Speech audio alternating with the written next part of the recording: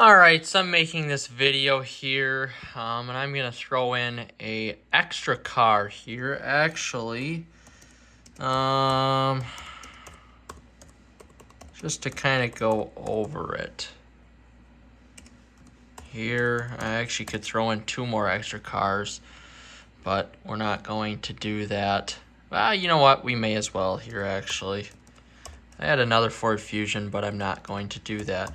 So the purpose of me making this video is basically to go over the three performance enthusiast cars that I have owned and kind of pick out which one is the best. And basically, yeah, that's the exact car I had right there. That was it. Very cool. That was my first car. Very, very cool. So anyway, as you guys know, I'm on to this 2007, my black Chrysler 300C SRT8. Back in the day, it started at $43,383. I think mine was probably around $46 to $47, so a real bargain. But this car has a 6.1 liter Hemi V8 producing 425 horsepower and 420 foot-pound torque. Mine does have a cold air intake and a slight tune on it, so the numbers are probably around 450 and 450. But either way, it's pretty fast. 5-speed transmission, actually based on the Mercedes-Benz E-Class of that model era, and the gas mileage is pretty much exactly what it is. I get about 14 and 20, so that's about right. If we look at the wheelbase here, it's 120 inches long. It's 196 inches total in length. The front track and the rear track are 63 inches. It very much is similar to the Mercedes-Benz, which is, let's take a look here. Right around 63 inches, right around 192 inches. So this is a little bit smaller than the 300, but basically, if you remember, the 300 was based on the Daimler E550. And now we're looking at the Genesis here. Again,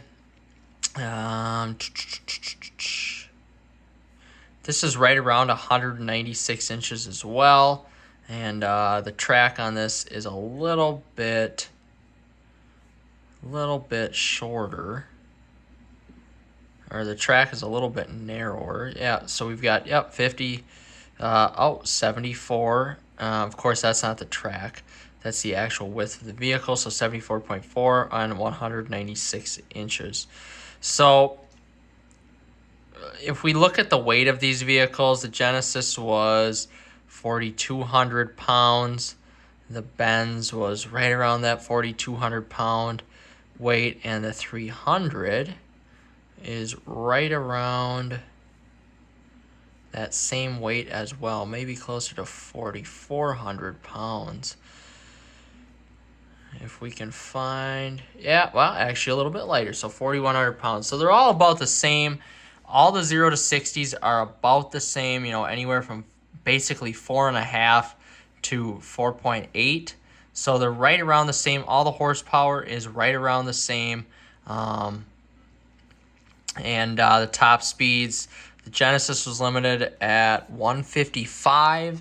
The Mercedes, I think, was limited at 135, and then the 300C gets up to 172 non-limited.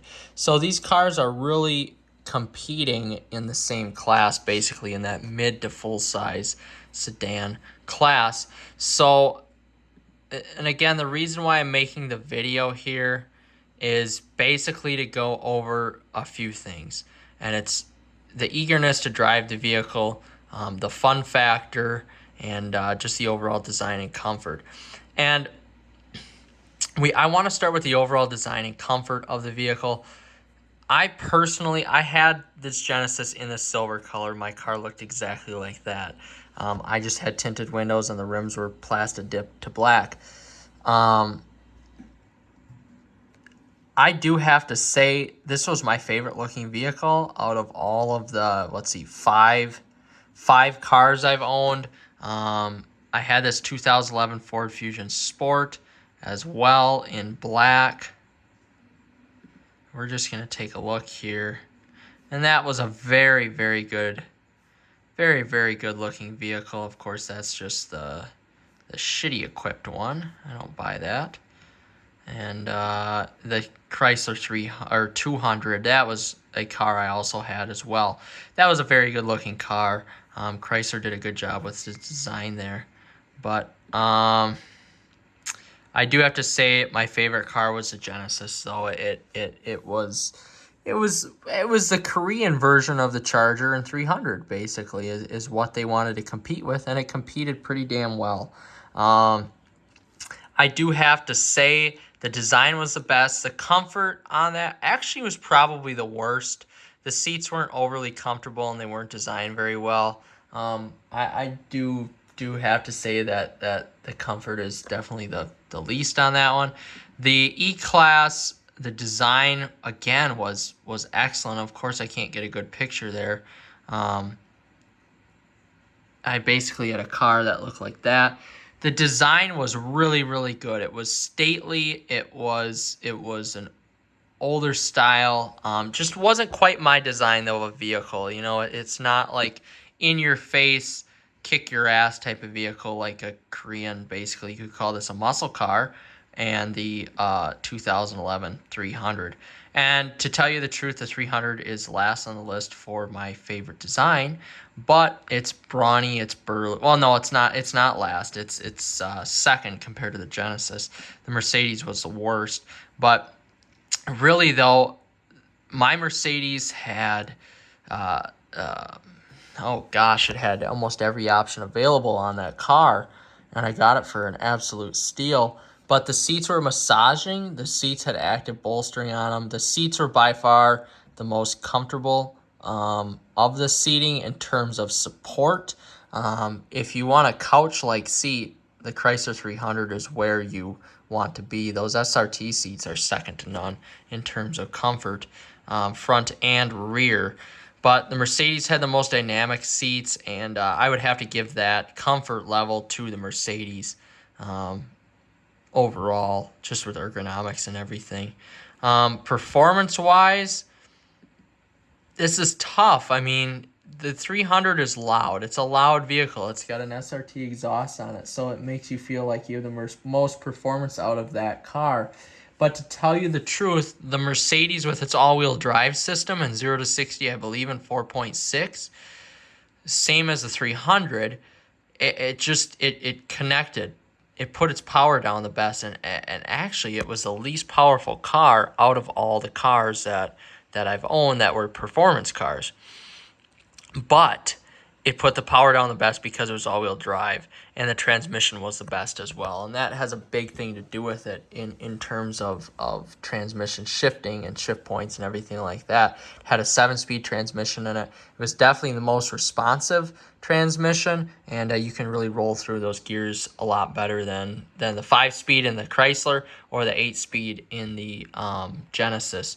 And this is where I'm just very disappointed. Of course, the Chrysler would be the second best in terms of powertrain, in my opinion. I mean, it's the first to me, but in terms of performance is the second, just because of the transmission, even though it's about the same speed as the Mercedes.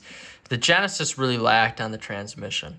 And you think looking at, oh, this car's got 430 horsepower and 376 foot-pound torque, but mine had 245s all around it, that it's like, oh, this should be the best performing car out there. Well, it's not. Its transmission was an 8-speed transmission, and it sucks. Yeah, and that's basically all I have to say about it. It really sucked. The transmission, it always seems like it was in the way. It never basically was able to put the power down correctly. And with the 245s, those are adequate. 255s would have been better. But I just think that this car would have been better with a sport mode or some sort of transmission that shifted better than than what it did. Even in manual mode, there was no speed to it. It was luxury. It was lackadaisical. It just wasn't great. But I do have to say, I just love this Genesis the most, and if I had a chance to buy another one, I probably would. It was a very fun car to drive. You can see the seats there, though. They weren't very comfortable. The Mercedes, you know, always in the back of my mind, you had to worry about the reliability and the cost of everything to repair, and that's something you didn't have to worry about with the Genesis or the Chrysler 300. I mean, yeah, it's going to cost a little bit more to fix, but you're not looking at, you know, $4,000 for air suspension to be fixed on your car, which this needed. And that was a big problem. I just didn't really like that much. I didn't like it. Not good. The Mercedes was a great car. Definitely wasn't the most fun to drive by any means because it was a very quiet car. It was more aimed at luxury, although it was a rare car. It just wasn't engaging to drive. The Genesis was engaging to drive, even with the shitty transmission. And, of course, the most engaging car to drive is the 300C SRT8 by far. I do have to say, overall, this is my most favorite car to own out of all the cars that I've owned, out of all the sedans or convertibles, whatever I've owned. This is definitely my most favorite car that I've owned. Second on the list would be the Genesis. Third on the list would be of course, the Mercedes-Benz E550. That was a good car. And, you know, moving down the list here, you had your Ford Fusion Sport, which I really appreciated a lot. That was a very good looking car. I had something like this, but in black. It was a good car. And then the 2011 Chrysler 200. But in terms of total performance cars, I had three really cool cars, and I do have to say I'm glad. Where these two would be daily drivers, you could daily these cars, the Genesis and the Mercedes. The Chrysler 300 is not one that you would want to daily, though, because it is a, you know, it's a modern classic car, basically. So that's something you just don't want to, you know, do, basically, or you don't want to daily. Something you'd want to take out on nice sunny days and leave it at that. And that's kind of the beauty of the car. You know, its rarity is there. Just something when you turn the key and it starts up and you get that feeling inside, you know, that butterfly feeling every time you start it up. It's like, wow, this is very cool. And very fortunate to be able to find a car like that and maybe continue working my way up the car list and hop into a Charger SRT8 or newer 300 SRT8. Not sure yet, but very happy with all three cars. Still kind of wish I was able to get this Genesis, though. I'm going to be on the lookout for these cars because they are, you know, fairly cheap for what you get. And if I could find one of these as a daily driver, that would be fantastic. They're just an awesome car. I can't say enough about how good the Genesis is. And honestly, if you're looking for a car like this, I would go Genesis over Mercedes. I wouldn't go Genesis over this 300. Depending on your application, of course, I'm able to store my car in a shed, in a heated garage. So I'm okay with having this vehicle. I have a truck for my work. But if you're looking for just a pure car as a daily driver, go with the Genesis. You won't be disappointed. There's a lot of character to this car, and it's definitely in terms of overall reliability and comfort and everything, design, this is the winner.